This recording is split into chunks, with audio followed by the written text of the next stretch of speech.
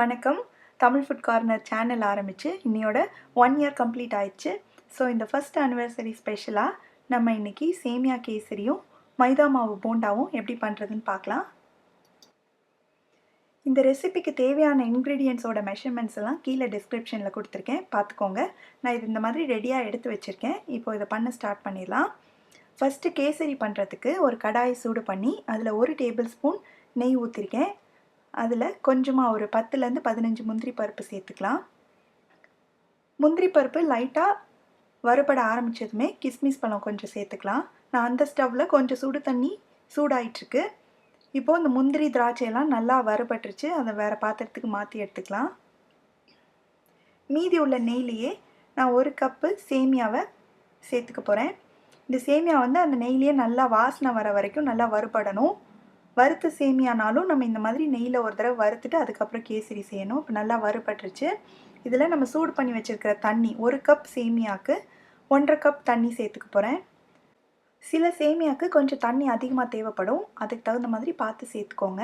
இப்போ இந்த சேமியா வந்து நல்லா வேகணும். இப்போ தண்ணியெல்லாம் நல்லா வற்றி சேமியா வெந்துடுச்சு. நான் எவ்வளோ அளவு சேமியா எடுத்துருக்கேனோ அதே அளவுக்கு சர்க்கரை சேர்த்துக்கிறேன். 1 கப் சேமியாவுக்கு 1 கப் சர்க்கரை சேர்த்து கொஞ்சமாக கேசரி பவுடர், இது வேண்டான்னா நீங்கள் விட்டுடலாம். இதுக்கு பதிலாக குங்குமப்பூ கூட சேர்த்துக்கலாம். இதெல்லாம் நல்லா கலந்துக்கணும். இப்போது சர்க்கரை எல்லாம் உருக ஆரம்பிக்கும் போதே நம்ம வறுத்து வச்சுருக்க முந்திரி திராட்சையை சேர்த்துடலாம். சேர்த்து இது நல்லா கிளறி விடணும். சர்க்கரை எல்லாம் நல்லா கரைஞ்சி நல்லா வெந்துருச்சு. கேசரியும் ரெடி ஆயிடுச்சு. இப்போ கடைசியாக இறக்குறதுக்கு முன்னாடி ஒரு 1/2 டீஸ்பூன் அளவுக்கு ஏலக்காய் தூள் சேர்த்துக்கலாம். இதை மறுபடியும் நல்லா கிளறி விட்டுட்டு கடைசியில் ஒரு டேபிள் ஸ்பூன் அளவுக்கு நெய் சேர்த்துக்கலாம். நல்லா வாசனையாக இருக்கும், டேஸ்ட்டாகவும் இருக்கும். நெய் சேர்த்து இதை நல்லா கிளறி விட்டு ஸ்டவ் ஆஃப் பண்ணிடலாம். சேமியா கேசரி ரெடி ஆயிடுச்சு. இது கொஞ்சம் ஆறுனதும் நல்லா கெட்டியாயிரும். அடுத்து போண்டா பண்ணுறதுக்கு மாவு பிசைஞ்சிடலாம். அதுக்கு ஒரு பாத்திரத்தை எடுத்துகிட்டு அதில் 1 கப் மைதா மாவு, 1/4 கப் அரிசி மாவு, 4 டேபிள் ஸ்பூன் அளவுக்கு தயிர், நல்ல கெட்டியான தயிராக எடுத்துக்கோங்க. கொஞ்சமாக பச்சை மிளகாய், 2 பச்சை மிளகாய் பொடியாக நறுக்குனது, ஒரு சின்ன துண்டு இஞ்சி பொடியாக நறுக்குனது, 1/2 டீஸ்பூன் சீரகம், பொடியாக நறுக்குன கருவேப்பிலை கொத்தமல்லி, கொஞ்சமாக சமையல் சோடா ஒரு பிஞ்சு, தேவையான அளவு உப்பு. இது எல்லாத்தையும் சேர்த்து இந்த மாவு வந்து நல்லா கலந்துக்கணும். கொஞ்சமாக தேவைப்பட்ட தண்ணி சேர்த்து நம்ம கிள்ளி போடுற அளவுக்கு மாவு அந்த பதத்துக்கு வர அளவுக்கு கலந்து வச்சுக்கோங்க. நல்லா ஃபஸ்ட்டு கலந்துட்டு அதுக்கப்புறம் தேவைப்பட்டால் கொஞ்சம் கொஞ்சமாக தண்ணி தெளித்து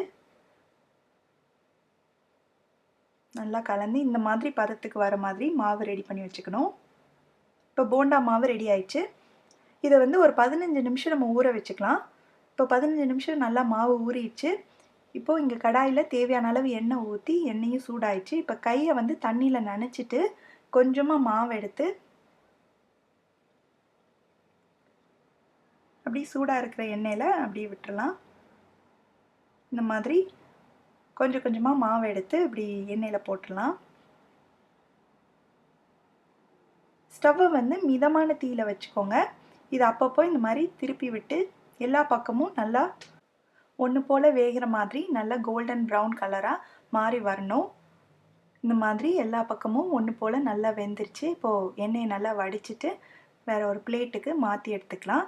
இதே மாதிரியே எல்லா மாவுலேயும் நம்ம போண்டா போட்டுடலாம். இந்த சேமியா கேசரி மைதா போண்டா ரெடி ஆயிடுச்சு. இது ஈவினிங் டைமில் ஸ்நாக்ஸ் மாதிரி சர்வ் பண்ணுறதுக்கு ரொம்ப சீக்கிரமாக பண்ணிடலாம். ரொம்ப டேஸ்டியாகவும் இருக்கும். நான் இன்றைக்கி போண்டாக்கு தேங்காய் சட்னியும் அது கூடவே சூடாக ஒரு காஃபியோட இந்த ஸ்நாக்கை சர்வ் பண்ணியிருக்கேன். நீங்களும் இந்த ரெசிபியை கண்டிப்பாக ட்ரை பண்ணி பார்த்துட்டு உங்களோட கமெண்ட்ஸை ஷேர் பண்ணுங்கள். இதே மாதிரி நிறைய இன்ட்ரெஸ்டிங்கான ரெசிபீஸ் பார்க்கணுன்னா தமிழ் ஃபுட் கார்னருக்கு சப்ஸ்கிரைப் பண்ணுங்கள். நன்றி.